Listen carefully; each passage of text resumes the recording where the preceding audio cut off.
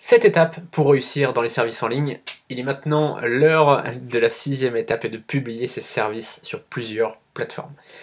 Vous allez vous dire, moi je préfère me concentrer sur une seule plateforme, etc. Non, le mieux, je pense vraiment, surtout quand on démarre, après évidemment si vous êtes vraiment un pro de votre domaine et que vous pouvez vendre sur une seule plateforme et que vous avez de toute façon des commandes à plusieurs milliers d'euros tous les mois, évidemment vous pouvez très bien vous contenter d'une plateforme. Par contre si vous débutez, si aujourd'hui vous avez besoin de gains rapidement, je vous recommande vraiment d'utiliser plusieurs plateformes, de vendre sur le maximum de plateformes possibles, alors pas le maximum mais au moins 3 plateformes qu'on va voir tout de suite.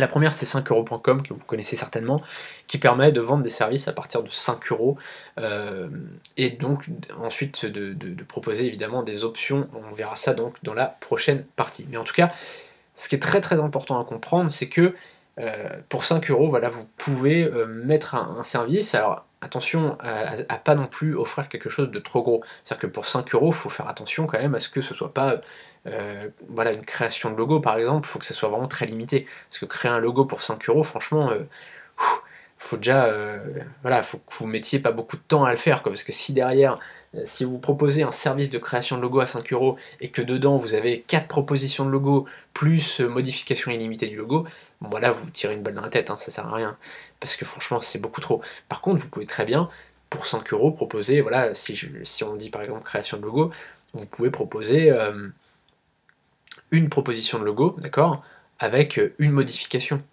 Ok, ça peut être vraiment un truc de base. Et derrière, après, si les gens veulent aller plus loin, ils peuvent prendre des options pour acheter différentes choses. Pour acheter par exemple plusieurs propositions de logo, pour acheter plusieurs modifications du logo, choses comme ça.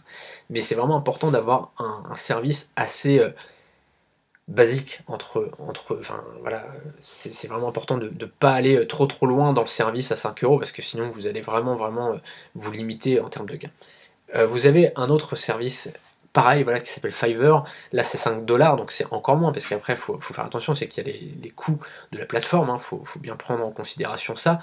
Donc au final, avec les charges sociales, etc., il vous reste pas grand-chose. Donc ne vous dites pas, bon bah, je vais en avoir pour 1 heure de travail, un truc comme ça va, 5 euros de l'heure, ça va, ça passe encore. Non, non. Là déjà sur Fiverr c'est des dollars, donc ça fera moins, ça fera peut-être 4 euros et quelques. Ensuite après vous avez les frais de la plateforme, ensuite vous avez les charges sociales, etc. Donc il vous reste 2 euros dans la poche, quoi. Donc faites très attention par rapport à ça, soyez vraiment méfiants. Si par exemple vous avez un service de rédaction, on va prendre un exemple très concret. Un article de 500 mots, on va imaginer que ça vous prend 1 heure à l'écrire. Alors c'est moins que ça, hein. Cette vidéo est un extrait de ma dernière formation, 7 étapes pour réussir dans les services en ligne. Le lien pour accéder à toute la formation est juste en dessous. A tout de suite.